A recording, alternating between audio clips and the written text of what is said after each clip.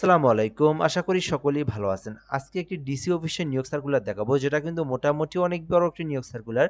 যেখানে সর্বমোট ১৬১টি পদ রয়েছে। শুধুমাত্র এসএসসি পাস করে ১৫৩টি পদ রয়েছে। এছাড়াও এখানে বেশ কিছু পদের সংখ্যা রয়েছে। তো আপনারা অবশ্যই সম্পূর্ণ ভিডিওটা দেখবেন। তাহলেই এই চলমান জেলা প্রশাসক অর্থাৎ ডিসি অফিসের এই নিয়োগ সার্কুলার নিয়ে অবগত হবেন। আরেকটা বিষয় বলে রাখি, যারা আমাদের ইউটিউব থেকে ভিডিওটা দেখতেছেন, যদি নতুন হয়ে থাকেন অবশ্যই সাবস্ক্রাইব করে রেখে দিবেন। আর যদি আপনি ফেসবুক থেকে দেখে থাকেন, পেজটি ফলো করে রাখবেন। তাহলে কিন্তু পরবর্তী যে সকল নিয়োগ সার্কুলার প্রকাশ করা হবে, বাংলাদেশের সকল জেলা পর্যায়ের নিয়োগ সার্কুলার থেকে শুরু করে অধিদপ্তর মন্ত্রণালয়ের সকল নিয়োগ সার্কুলার আপনি আমাদের মাধ্যমে জেনে নিতে পারবেন। এটি মূলত জেলা প্রশাসকের কার্যালয় দিনাজপুরের একটি নিয়োগ সার্কুলার, যেখানে বলা হয়েছে দিনাজপুর জেলার যারা স্থায়ী বাসিন্দা তারা কিন্তু আবেদন করতে পারবেন, এবং এটি সরকারি একটি নিয়োগ সার্কুলার।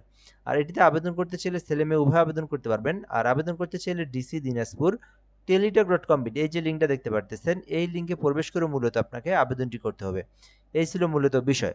প্রথমত পদের নাম ক্রেডিট চেকিং কাম সায়রাত সহকারী, যেখানে ৯টি পদ রয়েছে। ১৬তম গ্রেডে নিয়োগ দেওয়া হবে। আবেদন করতে চাইলে আপনার শিক্ষাগত যোগ্যতা প্রয়োজন উচ্চ মাধ্যমিক সার্টিফিকেট, যেটা হচ্ছে এইচএসসি পাস। যারা শুধুমাত্র এইচএসসি পাস করেছেন এবং যাদের কম্পিউটার সম্পর্কে বেসিক অভিজ্ঞতা রয়েছে, বেসিক নলেজ রয়েছে, তারা কিন্তু ক্রেডিট চেকিং কাম সায়রাত এই পদে আবেদন করতে পারবেন। এরপরের পদের নাম নাজির কাম কেশিয়ার, যেখানে একটি পদ রয়েছে। ১৬ গ্রেডে নিয়োগ দেওয়া হবে। যারা শুধুমাত্র উচ্চ মাধ্যমিক পাস করেছেন অর্থাৎ এইচএসসি পাস করেছেন, আপনারা কিন্তু নাজির কাম কেশিয়ারে আবেদন করতে পারবেন, যেখানে শুধুমাত্র এইচএসসি পাস কম্পিউটার সম্পর্কে বেসিক অভিজ্ঞতা থাকলে আবেদন করা যায়। এছাড়াও দেখবেন অফিস সহকারী কাম কম্পিউটার পদ রয়েছে, যেখানে কিন্তু শুধুমাত্র এইচএসসি পাস করে আবেদন করতে পারবেন। কম্পিউটার সম্পর্কে বেসিক নলেজ জানা থাকলে আবেদন করা যায়। এর পরের পদের নাম সার্টিফিকেট পেশকার, যেখানে ৪টি পদ রয়েছে। যারা শুধুমাত্র এইচএসসি পাস করেছেন আপনারা এই পদে আবেদন করতে পারেন। এছাড়া সার্টিফিকেট সহকারী পদ রয়েছে, যেখানে শুধুমাত্র এইচএসসি পাস কম্পিউটার সম্পর্কে বেসিক ধারণা থাকলে আবেদন করা যাবে। এছাড়াও দেখবেন মিউটিশিয়ান কাম সহকারী রয়েছে, সার্টিফিকেট সহকারী ২টি পদ রয়েছে। যারা শুধুমাত্র এইচএসসি পাস আবেদন করতে পারবেন। অফিস সহকারী পদ রয়েছে, অফিস সহায়ক রয়েছে, ১৫৩টি পদ রয়েছে। মূলত এটা কিন্তু সবথেকে বড় একটি পদের সংখ্যা।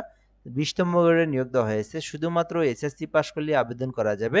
আলাদা কোনো অভিজ্ঞতার প্রয়োজন নেই। তো আপনার শিক্ষাগত যোগ্যতা অনুযায়ী আপনি যে পদে চান আবেদন করতে পারবেন। যারা দিনাজপুর জেলার স্থায়ী বাসিন্দা, দিনাজপুর ডিসি অফিসে আবেদন করতে চান, অবশ্যই দিনাজপুর জেলার বাসিন্দা হতে হবে কিন্তু। আর আবেদন করতে চাইলে ডিসি দিনাজপুর টেলিটক.com এর লিঙ্ক রয়েছে, এই লিঙ্কে প্রবেশ করে আবেদন করতে হবে। বর্তমানে আবেদনটা চলমান রয়েছে। আপনারা এই আবেদনটা একেবারে পুরো জুন মাস, দেন জুলাইয়ের ৩ তারিখ পর্যন্ত আবেদনটি করার সময় সুযোগ রয়েছে। আবেদনটা করার পরে আপনারা সরকারি ফি জমা দিবেন। তো এখানে প্রথম পদে ১ থেকে ৬ নম্বরের কর্মীকে আবেদন করলে ৳১১২ জমা দিবেন, এবং ৭ নম্বরে আবেদন করলে ৳৫৬ ফি জমা দিবেন। এবং এই ফিটা আপনারা কিভাবে জমা দিবেন বিষয়টা বলে দেওয়া হচ্ছে। তো ডিসি দিনাজপুর এই যে প্রথম যে ডিজিট রয়েছে ডিসিডিএনজি, সো এটা লেখার পরে আপনারা ইউজার আইডি লিখবেন। লেখার পরে 16 দিয়ে পল্টু নাম্বারে আপনার যে নাম্বার যেটা রয়েছে টেলিটকের, এই নাম্বারে সেন্ড করে দিবেন। সেন্ড করে দিলে একটা পিন নাম্বার দেওয়া হবে। পরবর্তীতে আপনারা ইয়েস পিন নাম্বার দিয়ে 16 দিয়ে পল্টু নাম্বারে সেন্ড করলেই দেখবেন আপনার আবেদনের পেমেন্টটা কিন্তু সম্পূর্ণ হয়ে গেছে। সো চাইলে আবেদনটি করতে পারেন। যা বর্তমানে আবেদনটি চলমান রয়েছে, এটি কিন্তু একটা সরকারি স্থায়ী একটি নিয়োগ সার্কুলার, যেটা দিনাজপুর ডিসি নিয়োগ সার্কুলার। ভিডিওটা এ পর্যন্তই। ধন্যবাদ। ভালো থাকবেন। আসসালামু আলাইকুম।